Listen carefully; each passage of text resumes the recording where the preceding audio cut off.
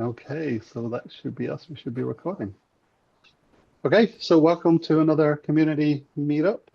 This is Getup community meetup. We're talking about open source projects that we are involved with, projects that we deliver ourselves primarily, but anything else to do with open source and what we do, it's fair game for conversations within this meeting. So today's meeting is a follow-on from the introductory meeting where we went through a number of the projects that we make open source, CEL Playground, Marvin, and Zora. This one is going to go in depth with CEL Playground, so take us through what it is and what you can do with it and what we currently support and what the roadmap is for it. So I am going to be presenting that today. It doesn't look like we have anybody new on the call today, so I think we can skip with the introductions and the welcome this time and go straight into it, unless anybody has anything they want to say before we start. No? All right. No, I'm good. Okay, so let me share.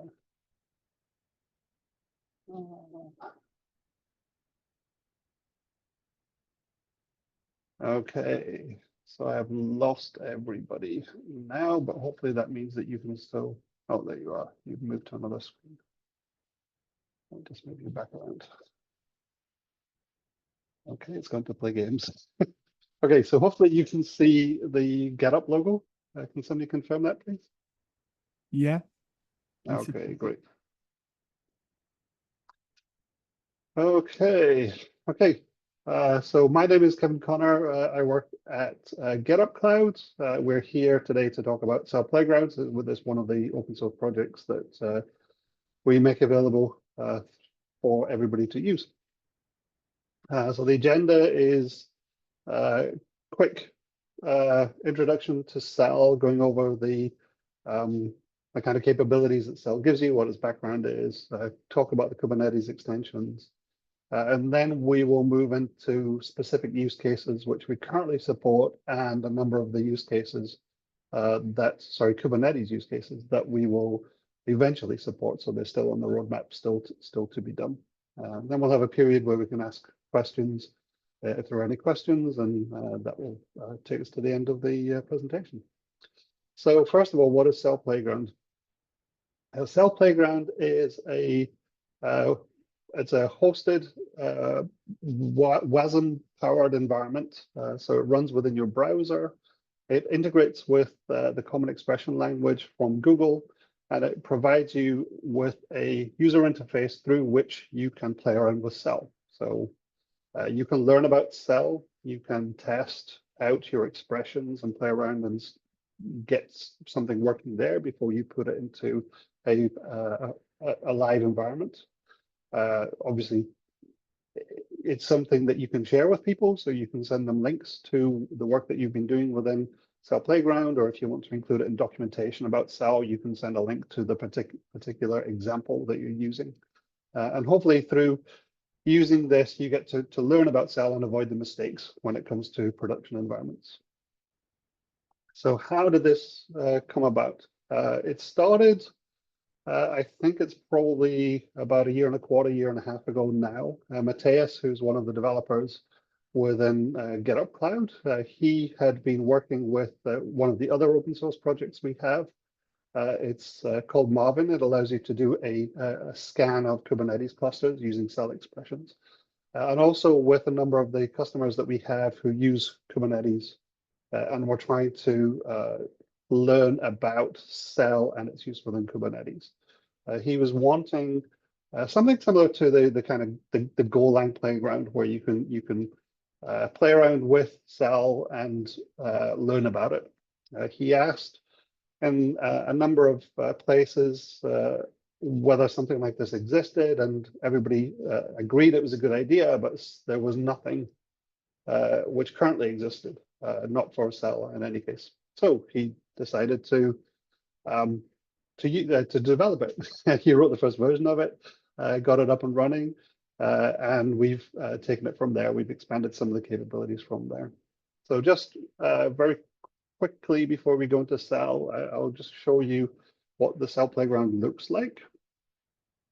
So hopefully you can see the CEL Playground screen now. This is a hosted site which we run just on behalf of the community.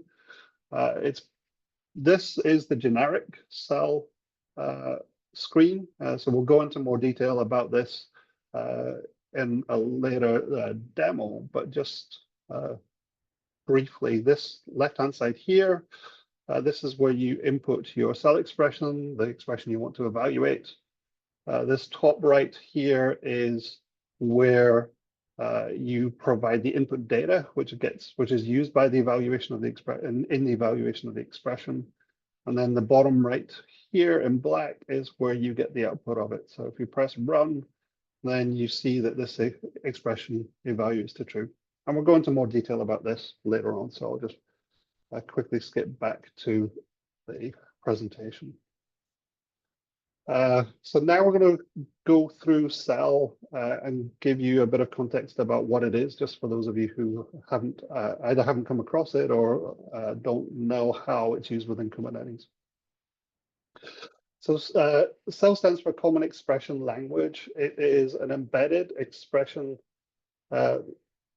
engine, which is it's small, it's very fast to execute. It can be extended by whichever application is embedding the expression engine. So you can extend it with functionality which is particular to your use case. It supports logical expressions, relationships between values, arithmetical expressions. You can do conditional expressions, so a shortened form of if then else. We also have a rich set of types that you can use using for expression evaluation in CEL, from various integers and floating points through to strings, lists, maps, timestamps, etc. CEL is able to convert fairly easily between different types. So if you have something coming through your input in a particular type, but you want to evaluate it using a different type, then converting is quite easy. There's a number of conversions from the core types. So it's as you can see here, there are quite a lot of options that are available for that. It also has a number of macros which allow you to process things. For example, does the map have a particular key? Is there an object field? Does a particular field exist in an object? So you can test for that.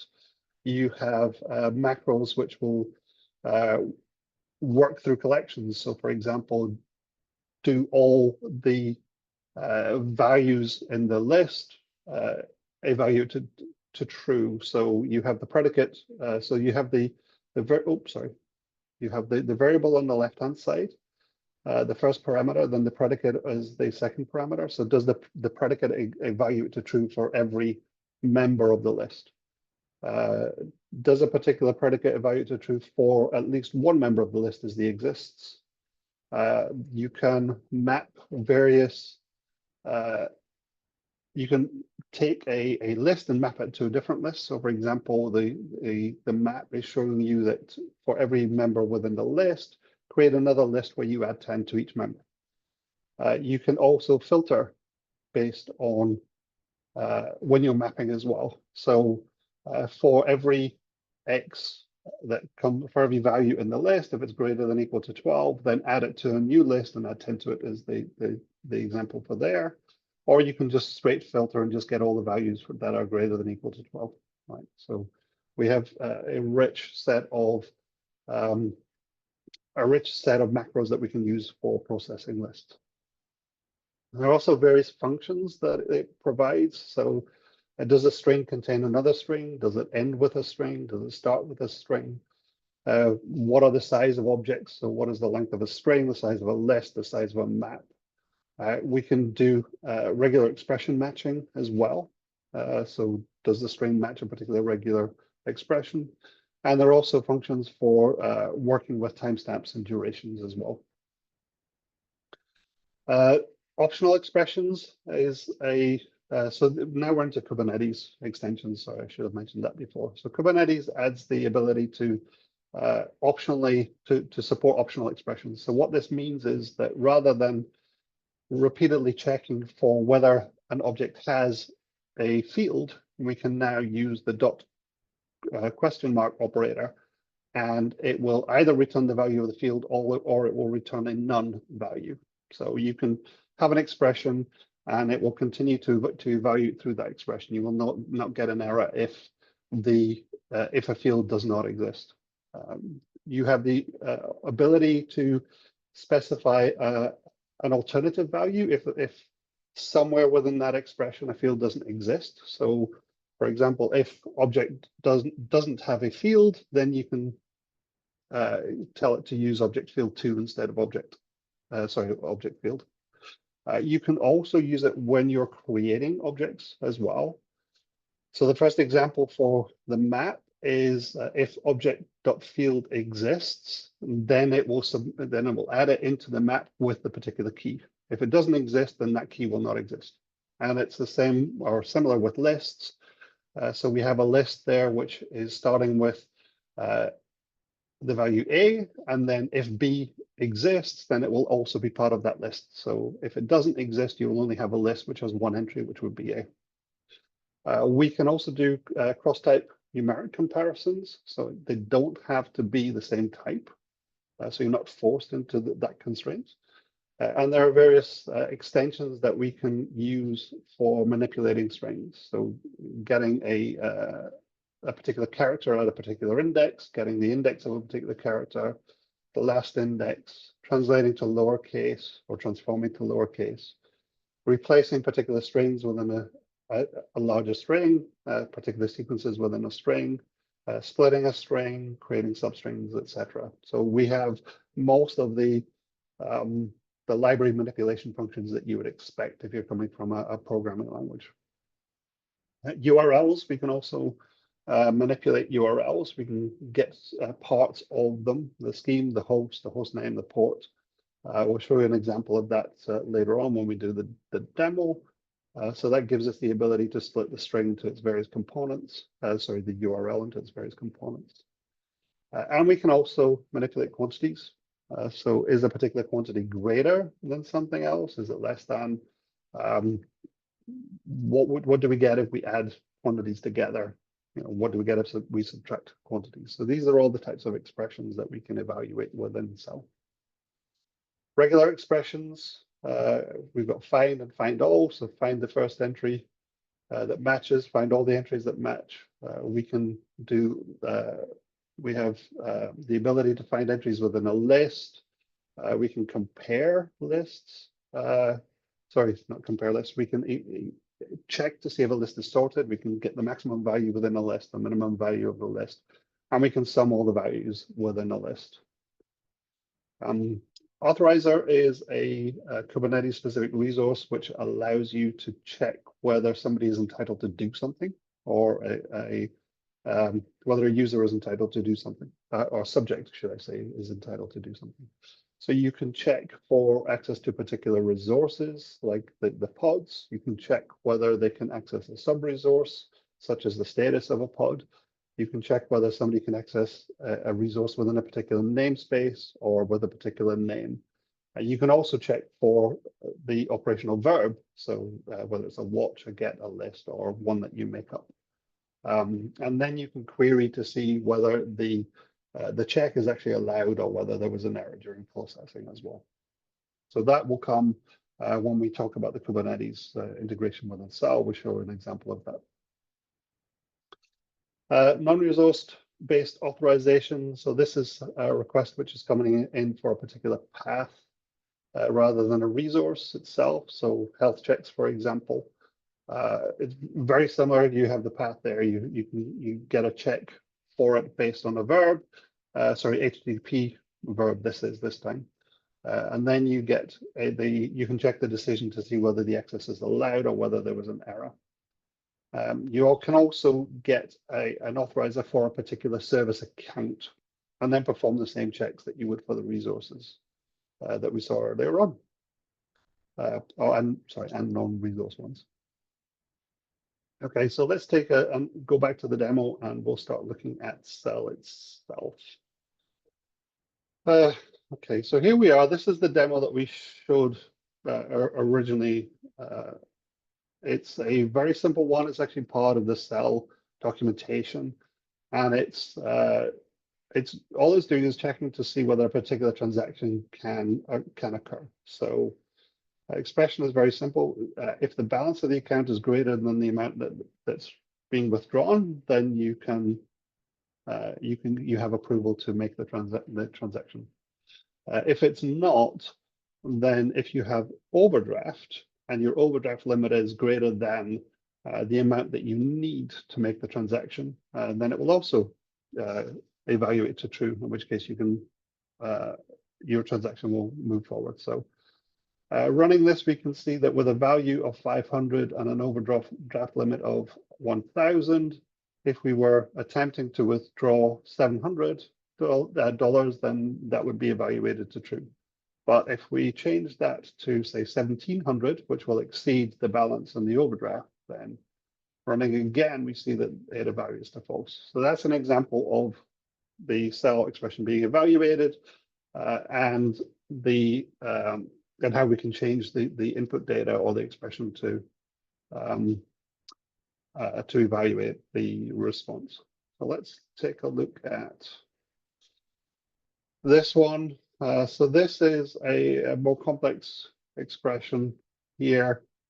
So we can see here if it has a security context and the security has run as not root, or all the containers have a security context and they have run as not root, then that one is satisfied. The second part, if it doesn't have a security context, or it doesn't have run as non-root, or run as non-root is not false, and the containers don't have a security context, don't have run as not root, or containers run as not root does not evaluate to false, so that it evaluates to true. So if either the spec template security context says run as not root, or all the containers say run as not root, then that's safe for evaluation. So if we run it, we see that we're getting false. So we could take a look and we see that we have a security context which says not run as not root, but it's true, but one of the containers is overriding that and sending it to false. So if we were to set this to true, and the input data, we'll see that the evaluation now evaluates to true. So that's an example of a more complex one, more related to Kubernetes, which we'll see examples of that in the validation admission section coming up in a bit. Look at URL processing. So here we can see that we have a URL, and we're going to check to see whether this is a valid URL, whether the schema is HTTPS, whether the host matches the host name and the port.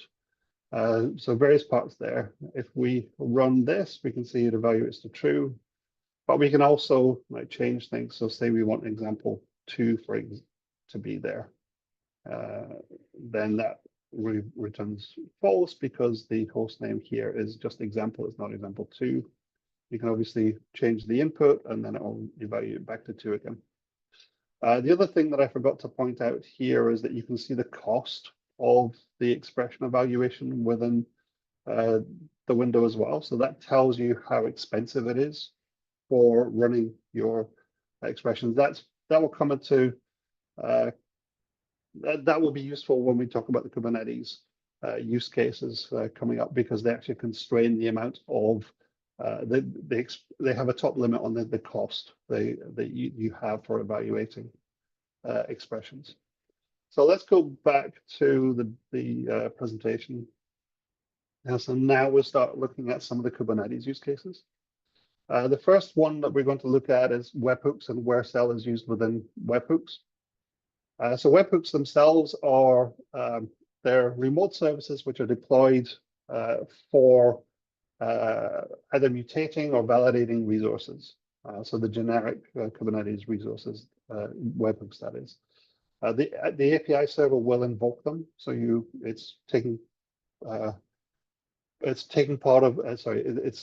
place over the network. So you have the usual network issues that you can have about services being up and down, about network issues, not losing connectivity with the server that's running it, for example. They're expensive because it involves the establishment of a connection to a web server, where you can then have a remote service evaluate the information. So you have to transmit the information, get the response back. It's very coarse-grained, the webhooks as they are normally, because all the information is sent, and then you get the response back. So there's no way to short-circuit that traditionally.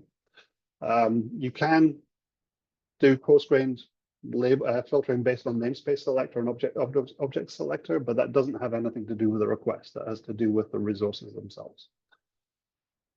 So CEL webhook integration, it was added to the match conditions section within webhooks. The point of this is really to cut down on the number of remote invocations that are being made. So only send the requests to the webhooks when we actually need a response from the webhooks. Previously, every single request would go to the webhook and it would decide whether it needed to process it or not. Now it's only the requests that are necessary for processing that would be sent to the webhooks. So this gives you a much better way of filtering, a much more fine grain. It runs within the API server, so there's no issue with networking or anything for the requests that don't need the webhook. And all the conditions that you specify within the webhook must evaluate to true for the invocation to be made to be sent to the webhook. If anything evaluates to false, then it will bypass the webhook and move on to the next part of the admission process. When you're evaluating match conditions within the webhook, you have access to a number of resources, a number of objects. So object is the current resource, which is either being created or being updated. If you're doing a delete on a resource, then this will be null. The old object is the previous version of the resource. So obviously, if you're creating a resource, it would not have existed prior to that, so that will be null. But if you're updating or deleting, then you have access to the old version of the object, so you can make some decisions based on that. Request contains the result of the admission review. It does not.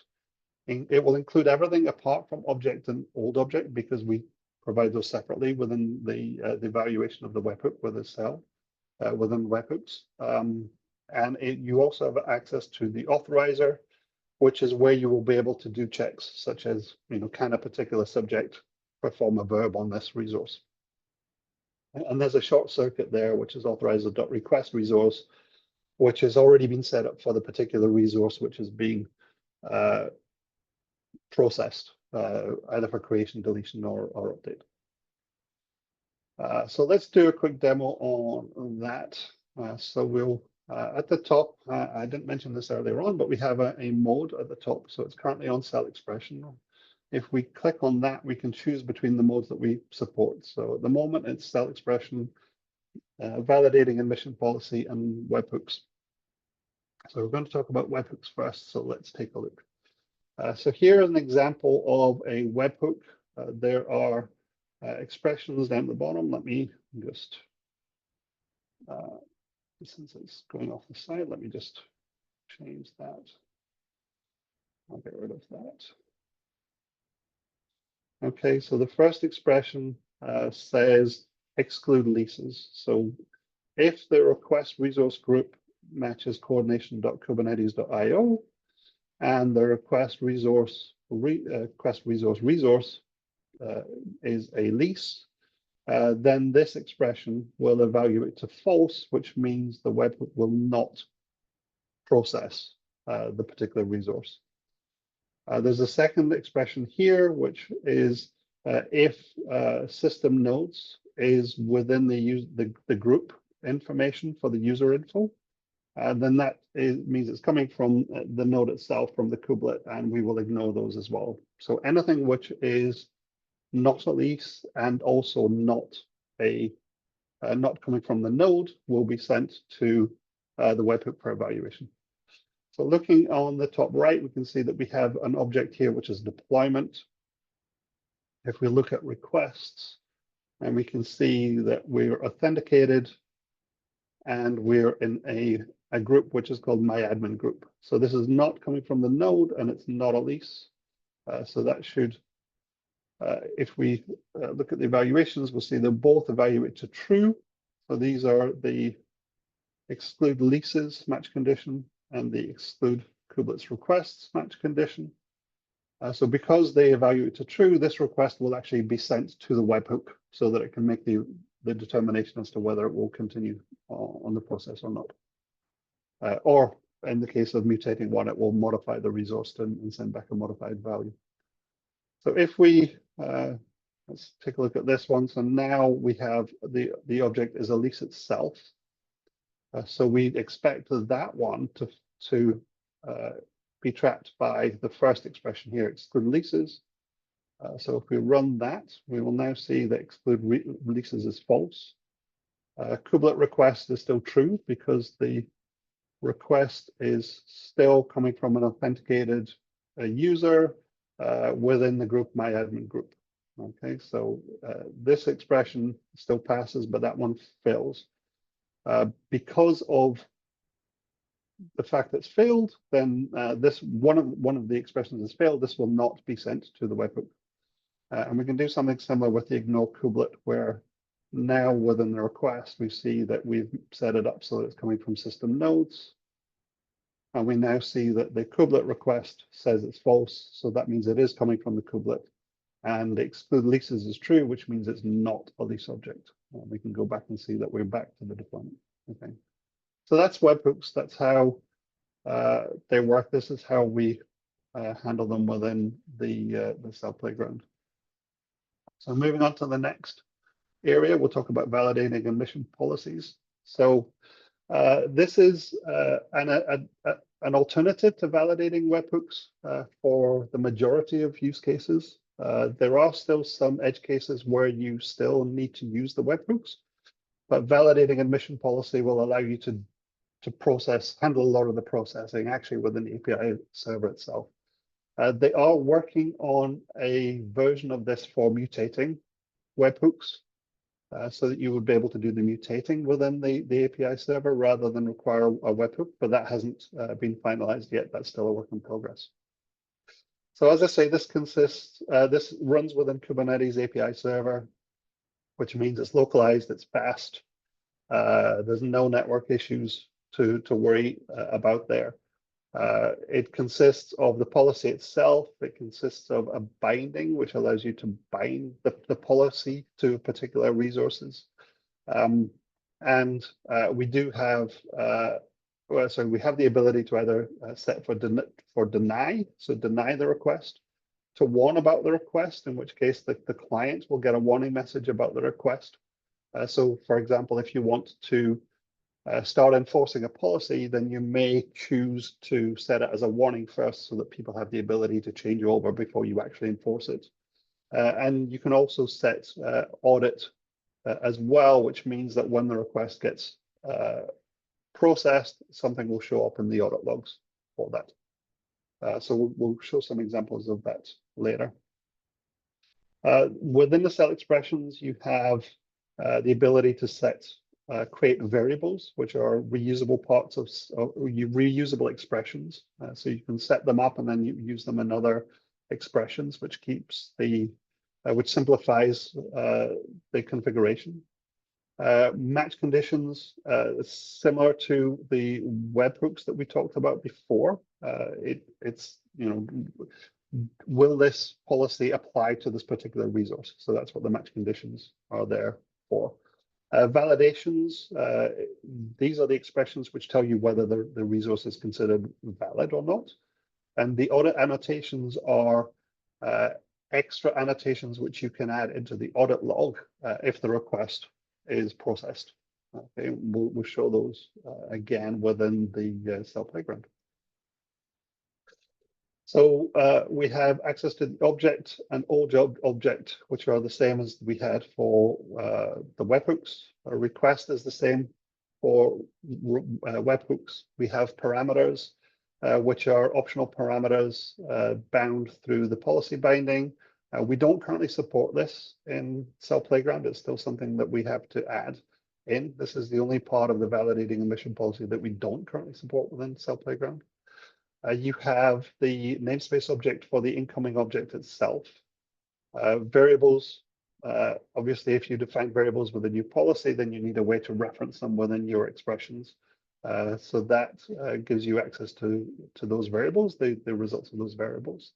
One thing I will show during the CEL Playground demo is that actually the variables are lazily evaluated, so only on an as-needed basis. If they're not referenced or they're bypassed in some way, then they will not be evaluated.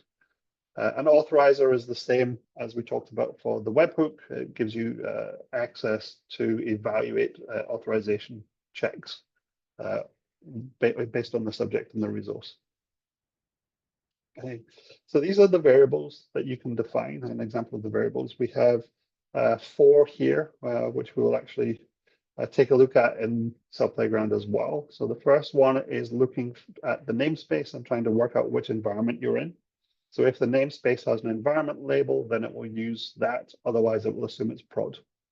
Exempt looks for the resource itself to see whether it has a label which says that it's exempt. If that evaluates to true, then if the label is true, then the expression will evaluate to true. Containers will just retrieve the containers which are specified within the template. So this is a deployment that we're talking about in this case. And containers to check will filter those containers for any image which contains example.com. So you get another list of containers, but only those that contain example.com. So those are examples of variables that you may use within a policy. So the match conditions, they're very similar to what we talked about before. So again, we're actually reusing some of the examples here from Kubernetes. So this one is talking about the exclude leases, exclude kubelet requests that we talked about previously. You've also got RBAC requests there. So if the resource is part of the RBAC group, then we will ignore that. We will skip those. Okay, so those are examples of match conditions, the same as we saw within the webhook evaluations. Validations. So this tells you whether the resource is valid. So if the match conditions all evaluate to true, then it will go through the validations which are there. In this case, we have a single validation, which is down at the bottom. It says that this resource is valid if it is exempt, or all of the containers that we have to check have an image which starts with the environment name. So that's how that would be evaluated. So if you're in prod, then every image has to start with prod dot and then end with example.com. Then if it fails, we have a message expression as well. So we get a friendly message expression, which is returned to the client, saying why it was not valid. So saying why it was disallowed. So in this case, it could be something, for example, like only test images are allowed in namespace test. Okay. Moving on. So audit annotations. These are the extra annotations you can add into your audit logs for the requests. So if you're saying that if it's valid with when the number of the replicant is greater than 50, then you can have a message which says spec replicas set to this is the message expression. So if it fails, then you would get an expression which says deployment spec replicas set to blah. The audit annotation in this case would add an audit called high replica count. An annotation called high replica count to your audit log, and it would set the message of that to say deployment spec.replicas was set to whatever the value was. Okay, so let's go and do a demo of those. All right. So here we have an expression. This is just a very simple one. It says if the number of replicas is greater than or equal to 3, then the resource is valid. Otherwise, we'll get an error message which says all production deployments should be HA with at least 3 replicas. So in this instance, we can see that the replica count is 3. So we expect this to be valid. So if we run it, we see that we have the validation and that returns true. But if, for example, we were to say change this to be 5, change the text to be 5, and rerun it, now we'll see that we get a message back, which would be visible on the client, saying that all production deployments should be HA with at least 5 replicas. So now we have an understandable text to tell us why the operation was declined. So we can go and we can change this, change it to 5, and now it's valid. So it gets the operation succeeds. Okay, so that's an example of that's a simple example of a validating admission policy. So let's look at the variable one that we were talking about before. So I will just tidy this up so that people can see. Okay, so we have a number of variables which are defined here. The environment is the one that we talked about before. So look at the namespace label and take it from that. So if we have a look at the namespace, we see that the current environment is prod, so we're expecting prod. It would default to prod in any case if that wasn't set. Then we look at the exempt on the object itself. So here we see that exempt is false. So we expect this to evaluate to false. Then we have a list of containers, which is just from the spec. We only have one container here. Let me just add in a separate one, a second one, just so that we can see this.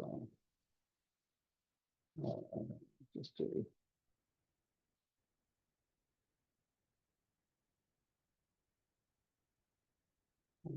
that.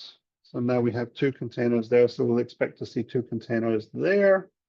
And then containers to check is a filter on the previous variable, which looks for anything with an image that contains example.com. So we just expect to see the first one there. Okay. So those are the variables that we'll see in this expression, in this policy. The validation expression itself says either the exempt variable is true, which we know it's not, or for each of the containers to check, then it must start with the environment, the name of the environment. So in this case, it must start with prod dot. Okay, so we can see here that the example, that the image here is prod.policy.example.com. So this one should pass. So let's evaluate this. Okay, environment variable prod, that's what we expected.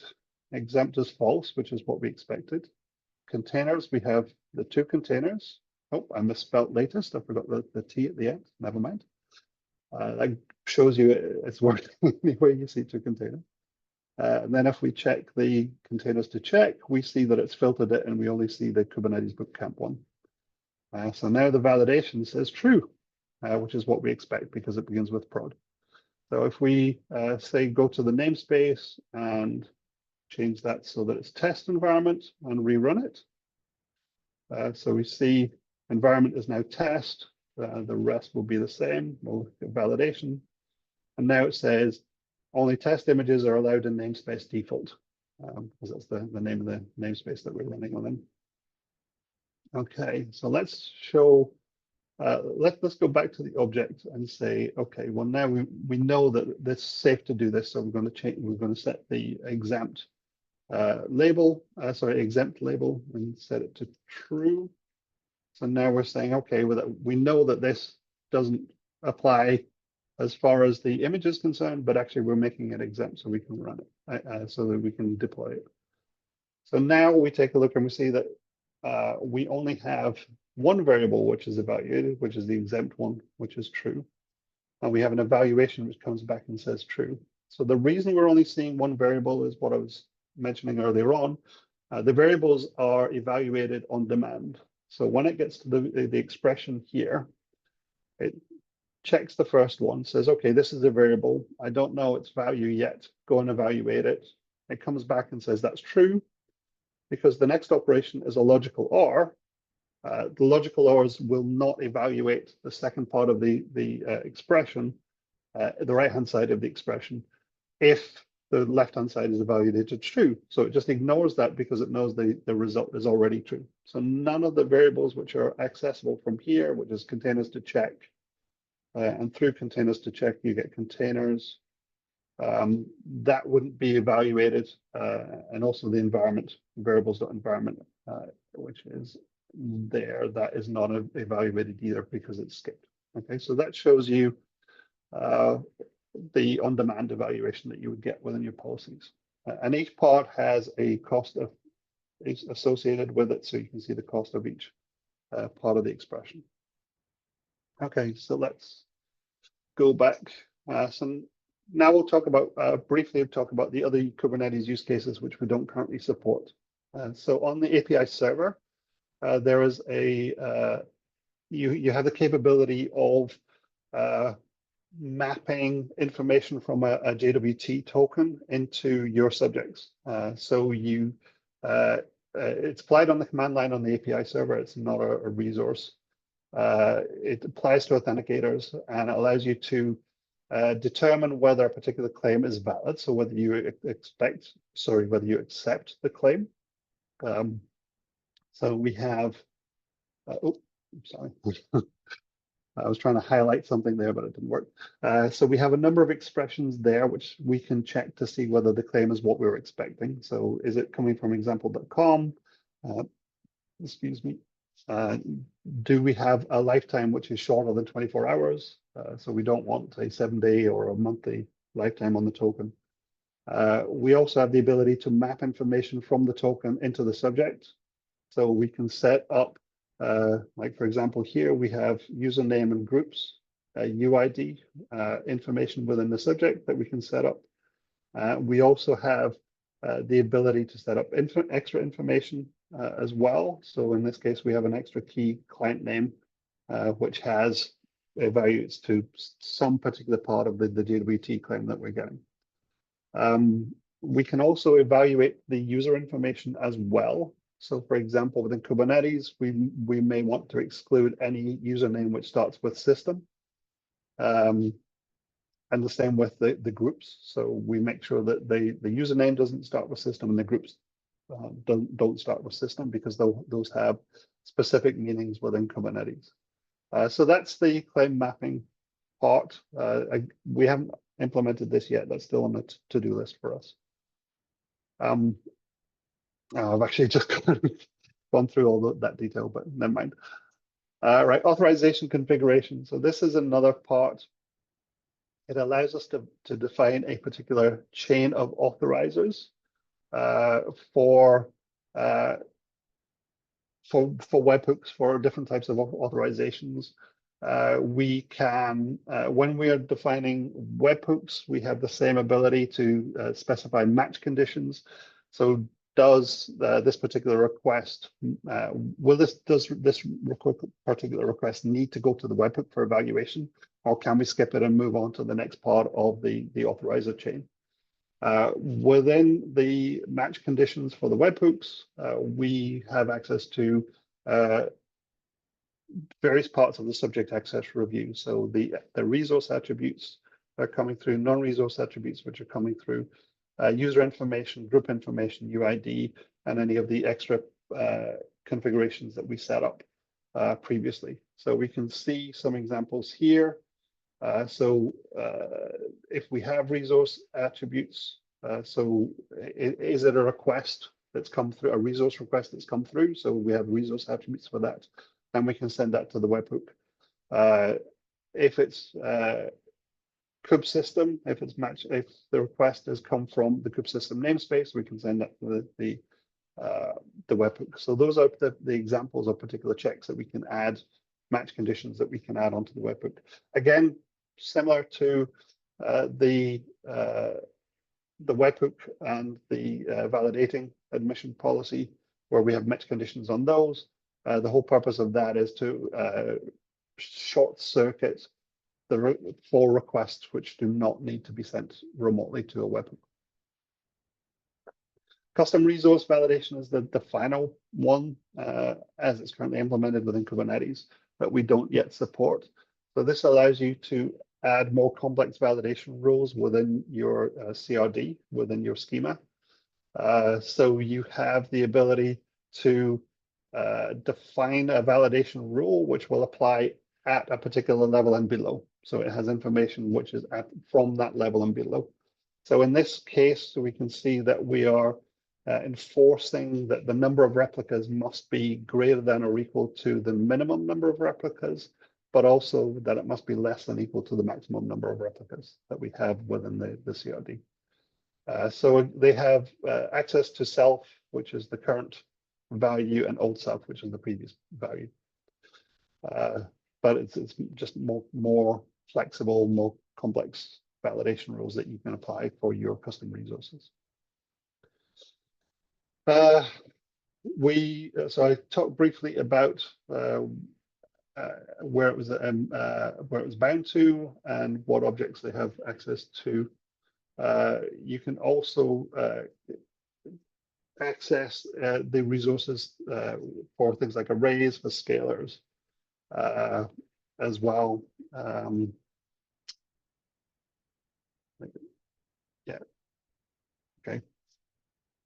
So that's it. Those are all the areas that we talk about with CEL Playground, the support that we have within Kubernetes for webhooks, for validating admission policy, for authentication configuration, for authorization configuration, custom resource validation. We only support webhooks and validation admission policy currently within CEL Playground, as well as generic CEL usage. Those are the more common use cases that you will see. Like I said before, authentication configuration, authorization configuration, those are back-end API server configurations, so not something a normal user with Kubernetes would use. Custom resource validation would be somebody who's defining custom resources for resources. So that is probably the next one that we will take a look at. So let's see. The roadmap, like I say, we want to do this.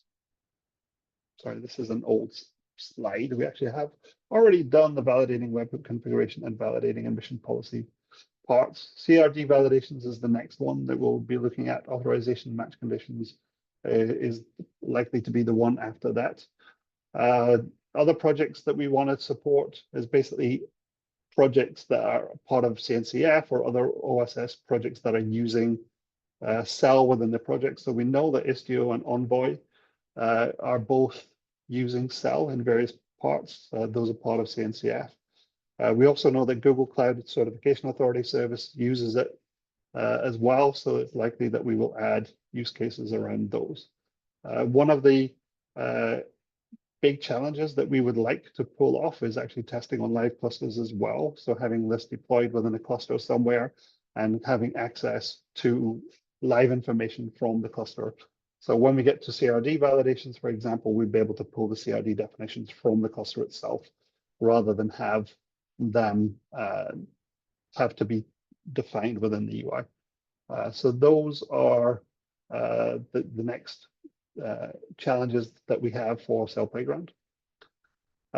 We are looking for feedback, so if you're using it or if you like it and you have other use cases that you would like us to take a look at, please do add something into our GitHub issues tracker so that we can put that on the roadmap. There are a couple of items in there already. The biggest one was the one that Jordan created for the Kubernetes use cases, which we are working through. So we will get around to scheduling the other ones as well. If you are using CEL Playground, or if you start to use CEL Playground, then please consider adding yourself into our adopters file. We're trying to track how widely used it is within the community, and obviously advertise other parts of the community that you're using CEL.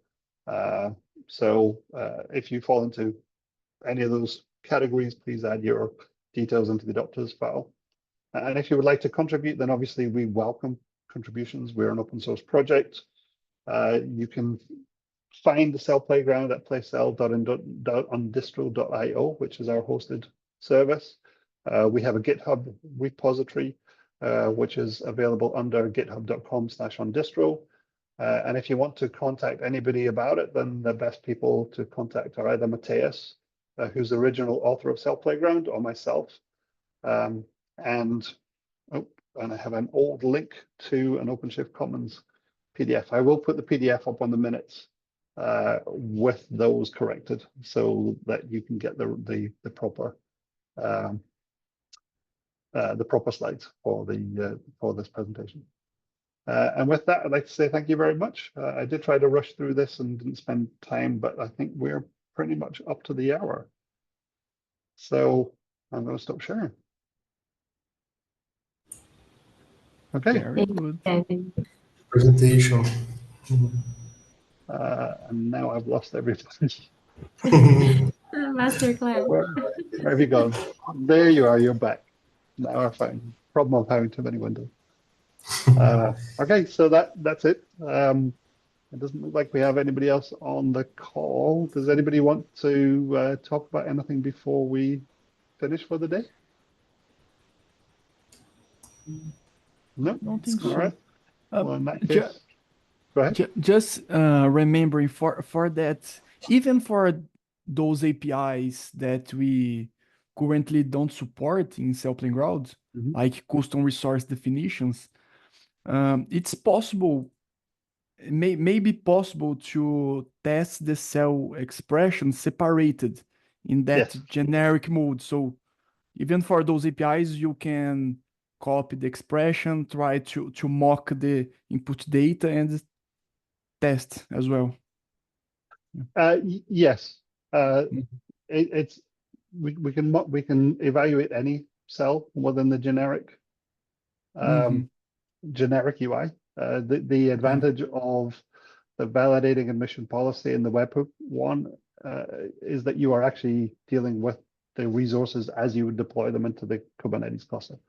So when we do support custom resources within CEL Playground, then it will be the same resources that you would deploy into the cluster. So you're actually testing what you're deploying rather than some representation of that.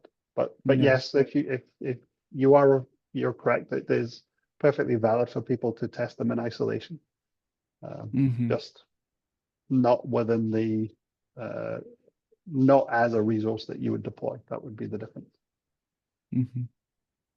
Yeah. Yep. Okay. Anything else? No. Okay. Well, thank you very much for that. I guess we're done for today, so I will stop recording. Assuming I can find the button to do that.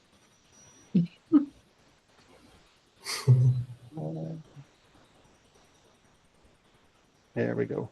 Found it.